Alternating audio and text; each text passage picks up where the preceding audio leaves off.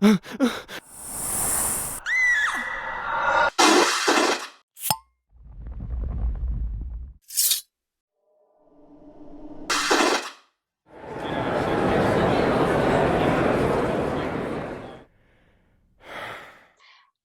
and welcome to the Supernatural Fandom track here at Continual. And I'm Gail Martin, I'm your host today, and we've got wonderful guests here. We're going to talk about the key episodes in Supernatural. 327 episodes by the end of it to pick from, so lots of choices here. So we'll be talking about that great 15 years run and some of the episodes that are the most memorable and the ones that are the most important to the story arcs. And I will let our guests start introducing themselves, starting with Theresa. Hi, I'm Theresa Glover. I'm the author of the Caitlin Kelly Monster Hunter series from Falstaff Books, and I'm also an editor at Falstaff Books. I also support Continual Behind the Curtain, and I work with Authors Essentials. Stuart?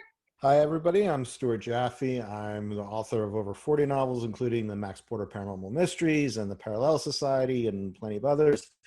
I've been watching Supernatural since the beginning because I'm old, and it's a great show. And I don't know what else to say. This is like, what, the fifth one of these things I've done? You've all heard my spiel before. Ian, how about you? Hi, I am Ian J. Malone, author of the Mako Saga, Freebird Rising over in the Four Horsemen universe, which is military sci-fi, and Colonies Lost, which is kind of my homage to Louis L'Amour in space, if you will. I've been a Supernatural fan pretty much since the show dropped on the WB. I remember it going, hey, that's Jason Teague from Supernatural driving in Impala, or Jason Teague from Smallville driving in Impala. I should check this out. Then I got hooked on the soundtrack, and away we went, and I've been watching it ever since. Awesome. And I'm Gail Z. Martin. I write epic fantasy, urban fantasy, steampunk, near future post-apocalyptic, and as Morgan Bryce, urban fantasy, male, paranormal, romance. So we kind of cover the waterfront here. So we've got 15 years. We're only missing 7 of those 327 episodes yet to be shown at this point. So plenty to choose from. But what are some of the episodes that for you are some of the first you think about? The ones that come to mind immediately as being most memorable to you. Stuart, kick us off. Well, actually, okay, just memorable, not necessarily important. Oftentimes memorable. Yeah, oftentimes the humorous ones are ones that really grab me. Everything from the recent ones like Scooby Natural, which just, it's not just that they're fun, but they commit so hard to whatever they're doing. They really bring it home. And so that could have been just a gimmicky little thing, but instead it was an actual episode that was so and showed love for both shows. And they've done that before they've done a bunch of things like that. They did their Groundhog Day kind of thing, which again showed love for both. So oftentimes they actually promote not promote, but progress the story a little bit, the overall story a little bit more. And another one in the same vein would be some of the Trickster episodes. There's the one where they end up they do a bunch of different kinds of television shows that they're like in commercials and things like that. And I just, those oftentimes the ones that really stick in my head because they bring out a lot of character traits of Sam and Dean that maybe in the more dramatic episodes they don't get to explore. And I just rewatched the Changing Channels, the one where they're in all the different TV shows. Yeah. I looked it up on the Super Wiki because I knew they had to be trolling someone with the whole police procedural one, but I don't watch enough TV to pick up on that.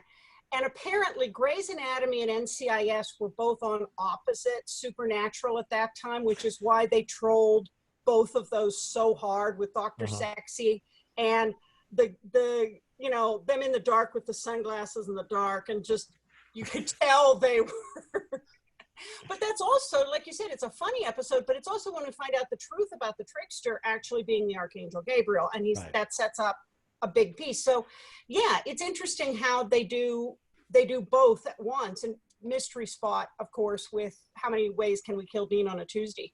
Mm-hmm. Theresa, how about you?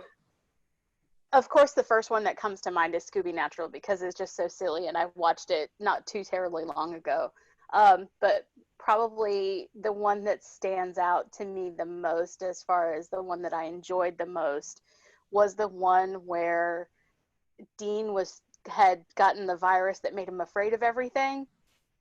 That is by far my favorite. Just watching him react so differently than to what we've set up this character to be is just, it's a joy to watch. And then I also love the one where they end up playing themselves in the TV show, or they end up in the TV show where they find out that they are Jared Padalecki and Jensen Ackles. Oh, yeah. That was really fun. And then the convention episode, because, you know, that's just kind of my jam. And then, and the Groundhog Day episode is another really great one. Those are the ones that stand out to me, that I just remember sitting there, and I'm not somebody who can sit and just watch TV. I have to be doing something. I have to have some kind of fidget. And those were episodes that I sat and actually was able to watch without doing anything. So that tells you how into them I was at the moment. What about you, Ian? What are some of the ones that just are really memorable to you? Man, there's so many to choose from. Of late, I really enjoyed the episode from season 15 when Christian Kane came on board for the guest star Last Call, where he's the bar owner. I'm a Christian Kane guy anyway. I was a big fan of him as Lindsay back in Angel back in the day. He showed up as one of the main characters on Leverage. He's a really talented dude, talented singer, talented guitar player. So getting a chance to see him opposite Jensen Ackles, watching those guys kind of play off of each other. And then, I mean, Jensen Ackles singing Waylon Jennings is just never a bad way to go. So that was a fun one. Heart was another one that sticks out to me, only because I think that was really one of the, that was really one of those moments when it drove home to me in that show that the good guys don't always save the day. Sometimes it just doesn't always work out. And the scene with Sam and the werewolf girl at the end laid down to Queensryche, Silent Lucidity, it was a beautiful moment. And it's 15 years later, I still think about that episode. But probably the one I would have to nail down and put my finger on was Crossroad Blues. You've heard me reference, and that's from season 2. You've heard me reference music as one of the main reasons why I love that show. And that's just because I'm such a music nut. Crossroad Blues was just really cool because anybody who knows music, particularly the blues, knows the story of Robert Johnson going down to the crossroads. You've heard Eric Clapton sing Crossroads. You've heard Bob Marley sing Crossroads. Everybody has covered that song about this story of going down to the crossroads and making a deal. And when the show took what is classic music lore and implemented and integrated that as a central part of the story that they were going to tell, I mean, that just completely blew my mind. I was on the edge of my seat that entire episode, and I thought, wow, what a unique, innovative twist on a story that I've heard since I was in diapers. Robert Johnson going to the crossroads. And that drove the show. The Crossroads deals were a huge part of Supernatural all the way through the entire run of the series. So Crossroad Blues, if I'm going to plant my flag on a memorable one, that one was it for me. Yeah, I mean, those are all wonderful episodes that just stand out, even aside from what they bring to the story arc for the season. They're just some of the best. I know we do a weekly recap on the episodes in the order in which Entertainment Weekly ranked them in my Supernatural TFWNC group, and some of them, when you come back to them, you look at them, and especially when you get up into the lower rankings, it's like, I remember that episode. I don't really remember that episode. And you go back and you read the wiki and go, yeah, I know why I don't really remember the episode. Not much happened in it. But then there are the other ones that you just never forget. And I think a couple of those for me, just from the fun side of things, Baby, the episode where everything was shot from the inside of the Impala. Mm-hmm. That was so well done making the Impala practice, its own character, which it kind of always has been. And the Ghoul Pyres, with the head in the Coleman cooler. I mean, who hasn't had a Coleman cooler like that? But we never had a severed screaming head in it, I hope. So that was a great episode.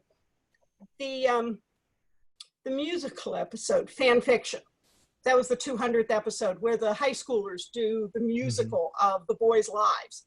And I love their reactions to the interpretation. Well, you have your interpretation and I have mine, in how their lives are seen. But that moment when you see Sam and Dean, hear them singing Carry On My Wayward Son, and it's the first time they've ever really thought about it being for them, that song about them. Of course, we've always thought it was about them. But you see the moment when they get it. And that was just such a great moment for them. Plus, of course, we also got the Samulet back. That was a win. And I think also, and this was early in the season, the monster at the end of the book, where Sam and Dean find out that there are the Winchester Gospels, Chuck's books about them. And, you've got Dean sitting in a laundromat reading a book about him sitting in a laundromat reading a book. And it starts, kind of hurting his brain. And that was, as a writer, I remember Keith the Candido's comment that, yay, the tie-in writer gets to be God. But, but just also imagine one of your characters picking your book up and reading it and going, oh my God, I'm in a book. This is about me. Mm-hmm. So those are just some of the ones that I think are ones that come immediately to mind. Plus, and this was a recent one, Mint Condition, where you've got the comic book store with the Time to Slice and Dice guy, because you got to see Dean totally fanboy out. And Dean and the schleppy little guy who, in other shows might have been kind of the butt of the joke, ends up working up his courage to stand up for his friend who isn't perfect. But man, he's going to face down an axe murderer for his friend. And then the whole hospital chase scene, that was just so much fun. It was a great Halloween episode. I find, though, that sometimes, especially because some of the seasons I only have watched when they were on years ago and I haven't seen them again. But what sticks in my mind is sometimes just moments from episodes. It's things that have lasted throughout the season since then, but are not specific. Like you were talking about the musical episode, and I don't really remember the episode that much. The thing I remember the most is that the two leads in the High School Musical thing were girls, and I remember that they really well because, of course, we've all do the conventions, and I've seen groups of girls all dressed up like all of them.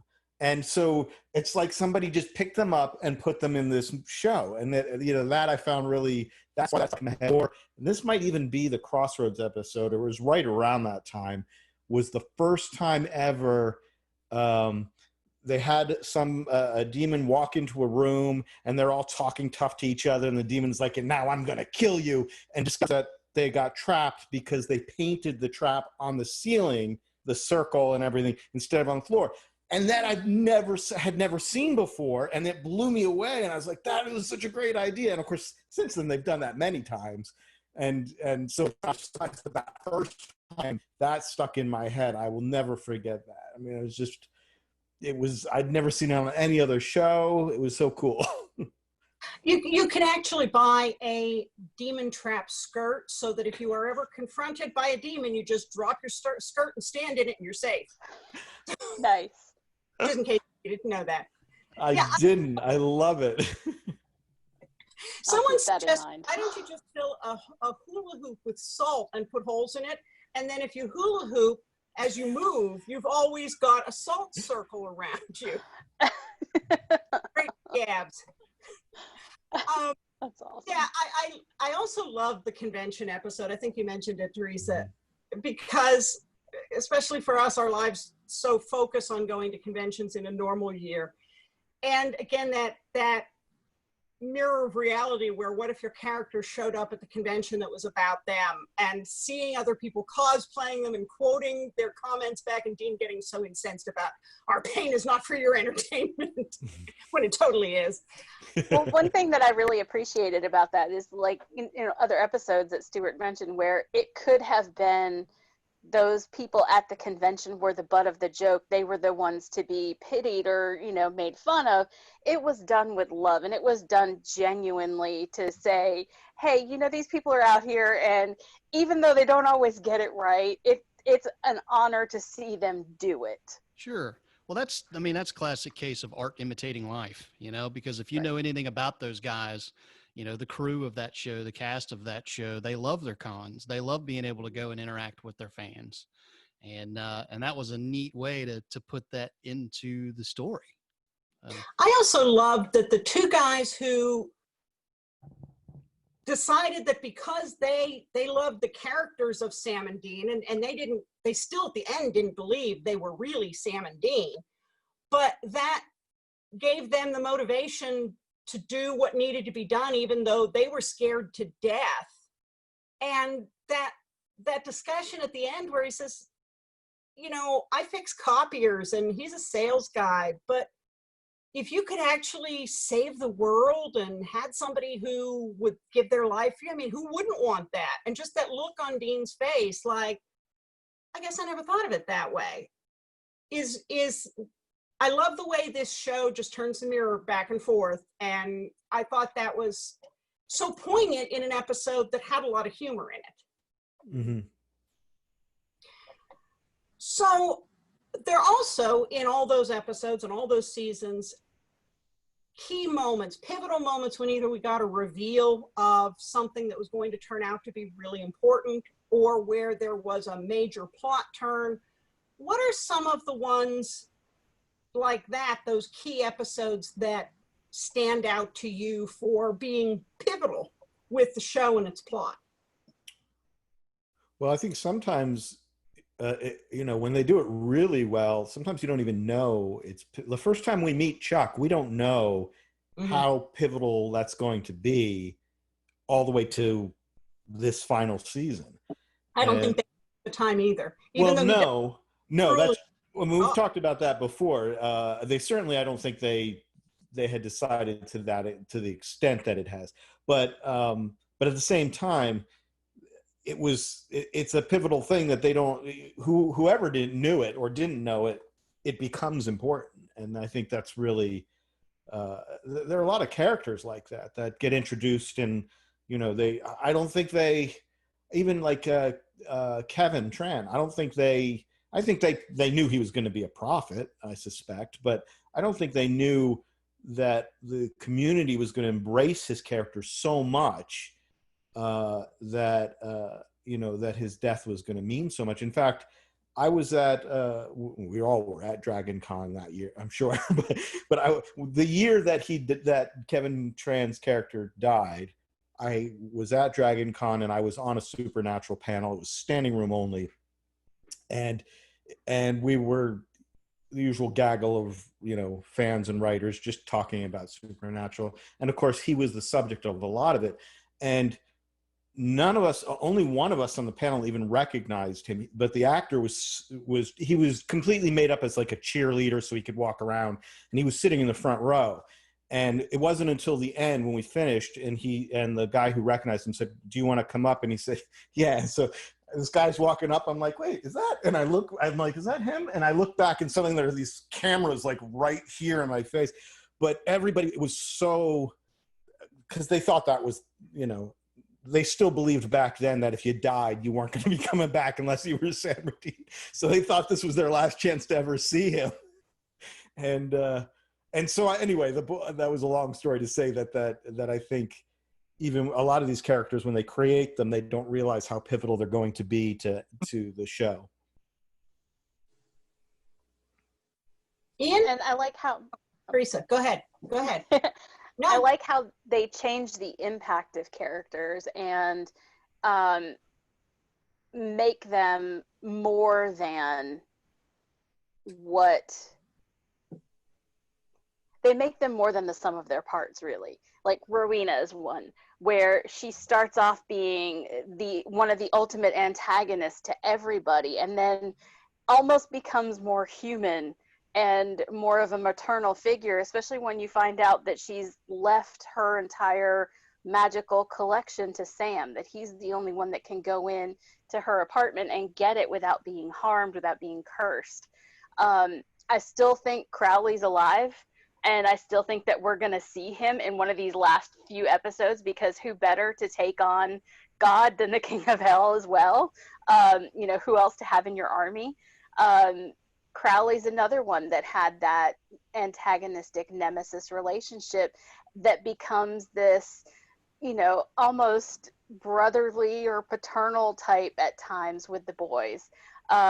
And seeing how they use that to not only further the story, but deepen each individual character and their relationships and bring more out of those relationships is really cool. I think that's really a testament to the writers and the people who run the show.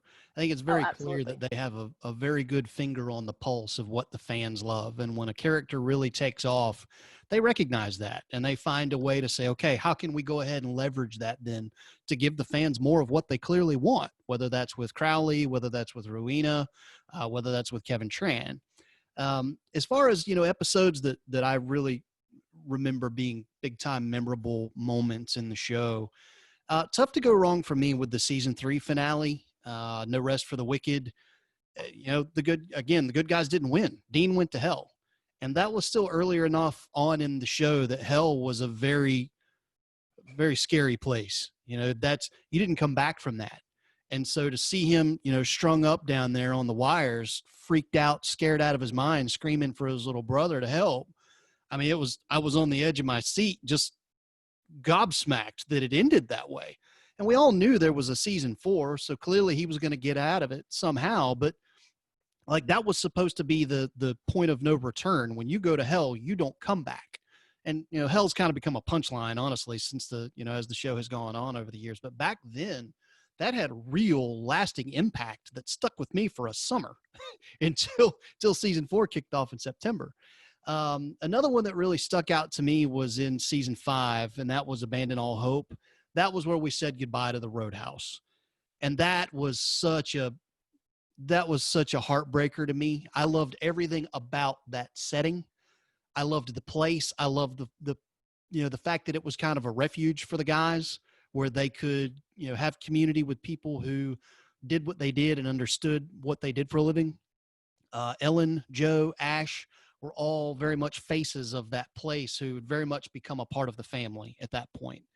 And to say goodbye to not only all of them, but also just the place itself, Harvell's Roadhouse, in one foul swoop. I mean, it was obviously all pointed toward the climax that was going to be the face-off with Lucifer at the end of season 5. But it just, in the moment, man, I mean, it was a gut punch to see all of that go down. I think that episode is also very pivotal to the show as a whole, excuse me, because it really establishes threat to our characters, especially to any character that's not Sam or Dean. And that's really important because even to this moment, I don't know, you know, if the sheriff, I can't think of her name right this second. Jody. Yeah, I can't think. I have no idea if she's going to survive the show or not. You know, right. because of that episode where they just got rid of everybody he loved, just about. Well, it was that eye opener of a moment to shift into another genre and another movie. Everybody's seen The Untouchables, you know, with Costner and De Niro and all those guys, and that first moment in the elevator. Spoiler alert. You know, when the accountant, the little guy with the fedora and the glasses who was on top of all the tax evasion stuff for Al Capone, when they get to him and, Kevin Costner runs to the elevator because he hears the gunshot and you see the little guy that was one of his original crew laying dead in the elevator and the killer wrote touchable on the back of the elevator. That was that moment. Because, Ellen, Joe, all of those guys, I mean, they had very much become characters that you thought, okay, well, they're going to be a part of this until the end. They're not going anywhere. And they were, in fact, touchable, and you had to say goodbye to them in that moment. And it was a gut punch. Well, you were talking about characters that we didn't realize were going to be as important. Bobby Singer was only supposed to be in one episode, and Jim Beaver thought he was going to be in like one episode, and he's been in every season for like 10 of the seasons, or maybe more than that. So that's definitely another character that hit and caught on. And one of the episodes that I think, there's so many that were really pivotal, but when I was thinking about Bobby, I thought about the episode where he's dying and going through those last memories, and you get to really understand more about his upbringing and, his wife dying, which got him into hunting. And then his last memory of being just hanging out with Sam and Dean as being one of his best memories. And that was, you talk about being a gut punch. That was one of them. Well, he had become the surrogate dad that they never had. Right. I mean, that's the role he played in that show. Well, and Jeffrey Dean Morgan, who played John Winchester, has only been in about 13 episodes, Mm-hmm. and yet has made such an indelible mark on the series. Right. But yeah, when you start talking about pivotal episodes, the pilot, I came late to the show. I started watching it midway through season 11. But when I watched the pilot, the first episode in season 1, I was like, where have you been all my life? That just grabbed me and never let go, because it pressed all my buttons. That was just perfect. Sure. And it sets up the brothers and the tension between them, but the relationship, I mean, that one just kicked it off. What a way to start out of the gate. Sure. Well, we're all writers. And, for anybody who's written book 1 in a series, there's a lot of groundwork to be done in those pages. You have to establish your characters. You've got to establish your world. You've got to establish the culture of whatever it is you're working with. If you're dealing with magic or MIL-SF or whatever, there's a lot of groundwork that has to be laid to build the foundation for what is going to be your property moving forward. And the pilot for Supernatural did that in spades. I mean, right down to just a little moment like Sam Winchester opening a cassette case and going, God, it's like the collection of Mullet Rock from Hell, or whatever the line was. AC/DC, Metallica, Ozzy Osbourne, Black Sabbath. That set the tone for what was going to be very much a crucial element of Supernatural moving forward. You had the car, you had the back and forth relationship between the brothers, you had the family business and going off on a case. It did so much ground building right there from that 148-minute episode that set the tone for everything that was going to be that show and make that show unique for the next 15 years. Point of trivia, Leonard Skinner would never give them permission to use their music in the series. Really? Yeah. They did with Mr. Saturday Night in there one time, didn't they? Yeah, so we don't want to sidetrack into a whole music thing, but whenever you hear Leonard Skinner is in an issue with anything, you should know that the surviving members of the original band all hate each other, and so sometimes it's just that they're never going to agree on anything. So it's not that the band just can't even get in front of their own front feet, let alone agree to license something. And but I would imagine some of those songs that do get licensed, the band doesn't own anymore, and somebody else does, and that's why they get licensed. A couple episodes that I think also, like you were saying, Ian, about how Hell at the beginning, especially before people just sort of walked in and out anytime they wanted. In My Time of Dying, when it was the first episode in season 2 where they got hit by the truck at the end of season 1. So season 1 leaves you with all 3 of the characters almost dead. And then Dean being chased around the hospital by a Reaper, and Sam getting a Ouija board to talk to him. I mean, that was just so perfect. So wonderful. But that sets it up again with John's deal and if you can't save him, you might have to kill him piece that carries forward. And then, of course, all hell breaks loose at the end of season 2 when Sammy dies and Dean makes his deal. And round we go. But those were also such important episodes for the story arc, as well as in season 5, the end, when Dean gets that thigh rig. Don't get me started. When we get Apocalypse Dean in the camp Chautauqua with the Croatoans going crazy, and we get to see what Dean's like without Sam around, and Sam as Lucifer in that white suit. You know, again, such a great way to drive the plot forward. Yep. And I throw out Lebanon, the one where we finally get all the members of the Winchester family together for dinner. That just broke my heart. Just watching that episode, I was like, oh my God. It was perfect, though. I had stepped away from Supernatural for a while prior to that, just because I was just I was out of it. I was watching different stuff. And I heard that Jeffrey Dean Morgan was coming back for the 300th episode. And I said, you know what? I will watch that. I will make it a point to get the CW app on my Roku so I can grab it on demand, and I will watch that. And as an old school fan of Supernatural, that episode and that moment at the end where they all sit down for a dinner together as a family, that was everything I could have ever wanted it to be when I started watching that show 15 years ago. It was a wonderful moment.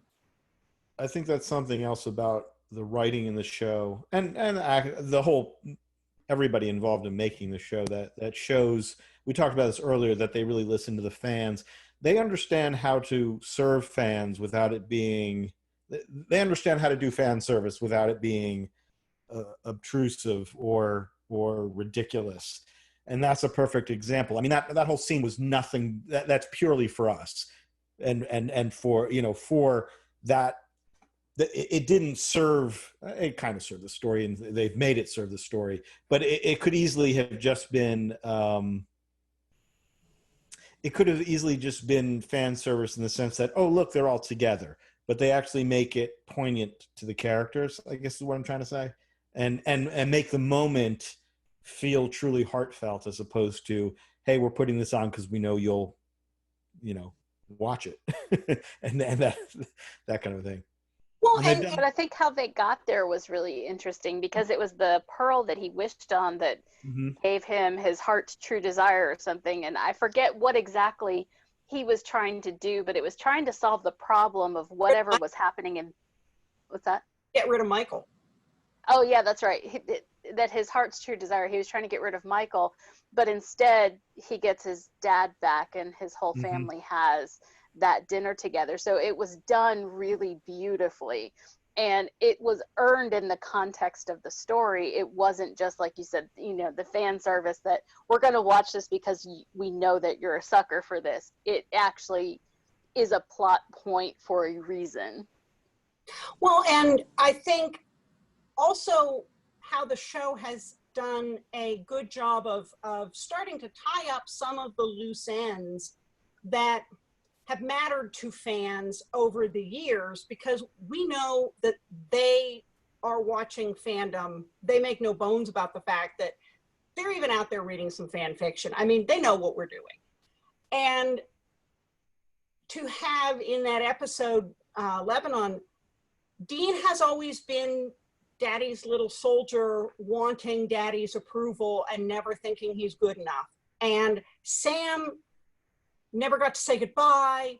His dad was dead when, his dad sent him away at the end in the hospital. And by the time Sam gets back, John's dead on the floor.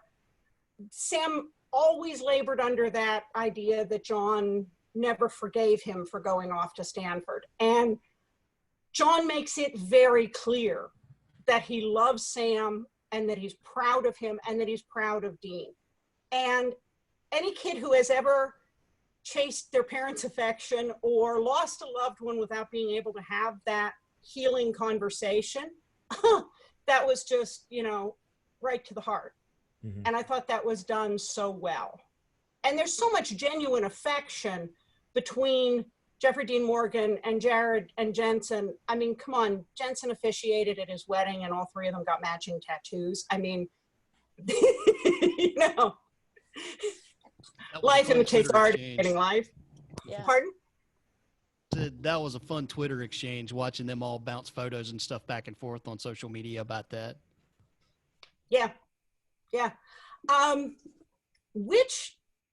Oh, you know who we haven't mentioned, and yet she's so important, is Charlie. Oh, yeah. I love Charlie Bradbury. She's gone too fast, gone too soon. And AU Charlie in season, isn't the same Charlie, but the episodes she was in, she was just fantastic. And watching her play off them and being Dean's little sister he never wanted, but really loved. Yeah. Yep.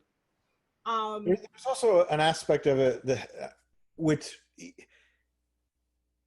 this show oftentimes is so meta about itself that I'm curious about the casting choice of Felicia Day in this, because she, as a whole, is an actress who plays this duality of being an actress but also being a fangirl of the things she's often acting in, and she pulls it off so that we're like, if I got to be in Supernatural, then this is the route, this is the person who stands in for all of us wanting to be in that world with them.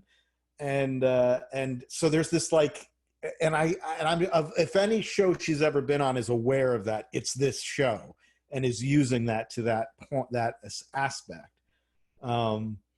So I don't know, but I just think the casting of her, I guess, was brilliant in that respect, because it brought, she brought a real character to it. But then there's this aspect that it's always in the back of my mind, that's Felicia Day, who's just this geek I knew online, and have watched her kind of rise into being this star. She's the Queen of Moondor, that whole thing with the LARPing, and then she got to go to Oz and fall in love with Dorothy. I really want to see that go a lot further than it did. That would have been cool. Dorothy as a hunter, that's just so cool. I'm cheating. I'm scrolling through the 75 best episodes. If anything else.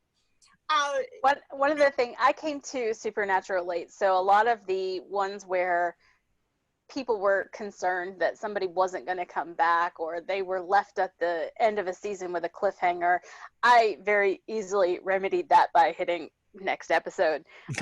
So some of those didn't have as much of a huge emotional impact on me, because I knew, okay, this is season 3 and this is what's happening, but there's 12 more coming, so it can't be that bad. One of the ones that really got to me, like, even though I knew there was more, was the box episode where Dean was making the box to climb into because they couldn't get rid of the mark. And that one just ripped me apart, because you're watching him knowingly prepare for this self-sacrifice that that he's not actually ready for. He's just telling himself he's ready for it. And he's saying his goodbyes in subtle ways, and it just ripped me apart. The Mark of Cain's whole storyline was, for my money, the best thing about Supernatural after its original run. And I mean, Gail, you can correct me on this if I'm mistaken, but I'm pretty sure when Kripke built this show, he built it to be a 5-year show. Yeah, he did. And it was such a success. WB, then CW said, no, we're going to come back for more. And so on you went. And, for all of the stories that came after what he had originally envisioned this show to be about, I thought the Mark of Cain storyline was really, really neat. I thought it was well done. I thought it was fresh. It was interesting. And again, it ends in the finale, which was Do You Believe in Miracles, with, Dean again paying the ultimate sacrifice. And that was the end of season 9. And yet it still carried every bit of weight, that it would have had that act happen in 2 or 3. By season 9, I think there's a certain feeling that maybe some of this is getting a little bit long in the tooth. And yet one more time, they pulled it out of the bag, and you sat there just in front of your television when Dean finally went down for the count. I'm proud of us. And again, it was all laid down beautifully to blind faith. Can't Find My Way Home, Steve Winwood, all those guys. And it was an awesome, awesome moment. And then Crowley comes in, and, then you've got it heading into season 10.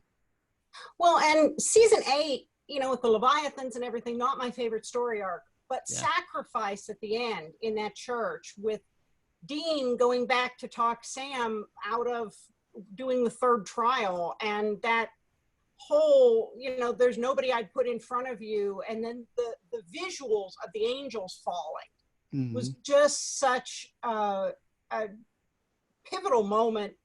And, the guys hadn't even necessarily been that close. There'd been a lot of angst between them, but in the end, comes for him and saves him, and the world, the angels are falling. And then, you were talking about the Malik box, Profit and Loss, where actually Sacrifice at the end of season 8 and Profit and Loss in season, I think, 14, kind of are bookends. Supernatural loves its mirrors, where, Dean goes and passionately argues Sam out of dying and doing the last trial.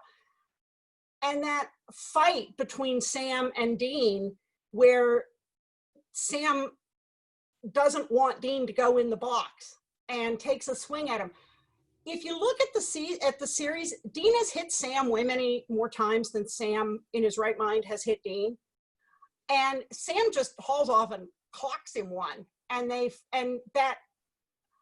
emotion in that scene where Sam's talking him out of doing it and Dean gives in is just so fantastic.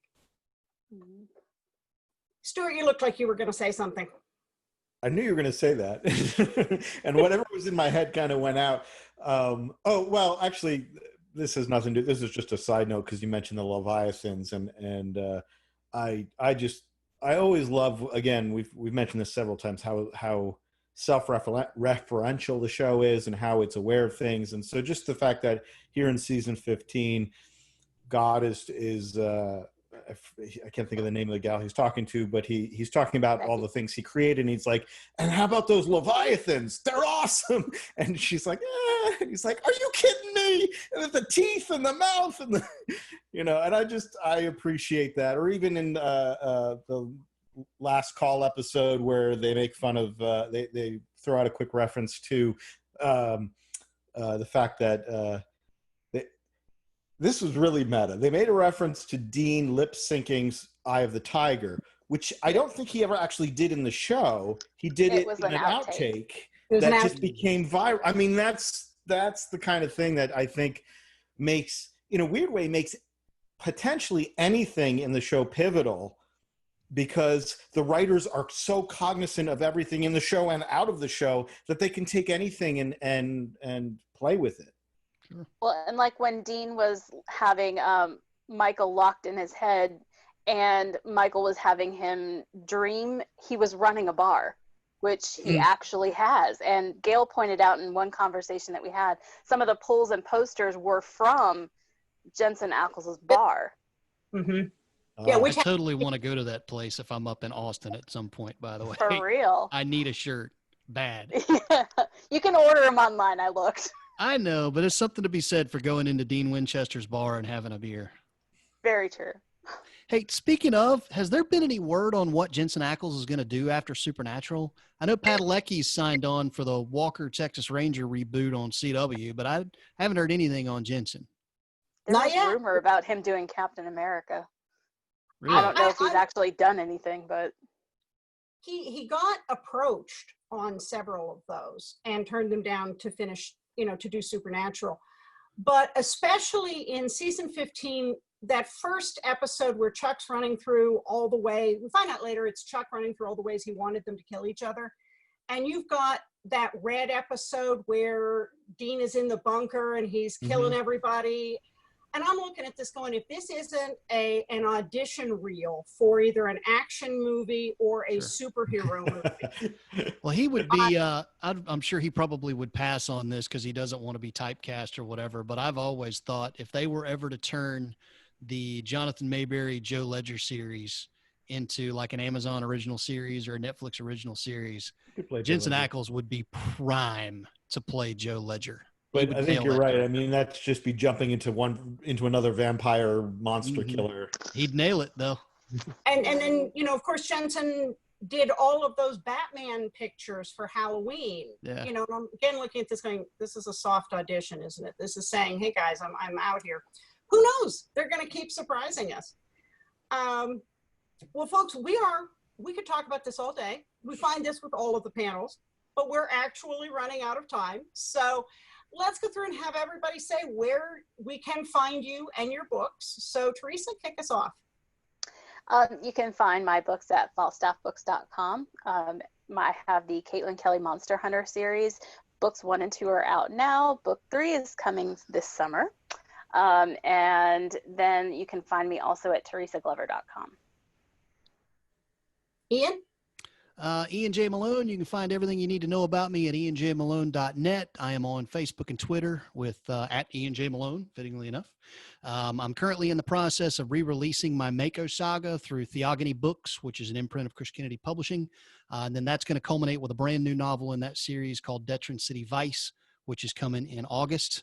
Again, I'm also in the 4HU and a couple of other places, a bunch of anthologies, so go find me. And then finally, I co-host a podcast with a couple of buddies called the Dudes in Hyperspace Podcast, where we talk about everything from books and interview authors to college football and guys from ESPN. So that's me, and that's what I do. Cool. And you can find me, obviously, well, at Facebook, Amazon, all that. You can also find me at stuartjaffe.com, where you can sign up for a newsletter and get free books. So why not do that? And I'm pretty easy to find at gailzmartin.com and at morganbryce.com. All of my social media, if you look for Gail Z Martin or GZ Martin or Morgan Bryce, you're going to find me. The Z is important. Make sure you keep the Z. Otherwise, I'm pretty easy to find out there. Well, folks, thank you so much for being with us today. And we will be back with more supernatural love, legend, and lore. So stay tuned at the Supernatural track here at Continual.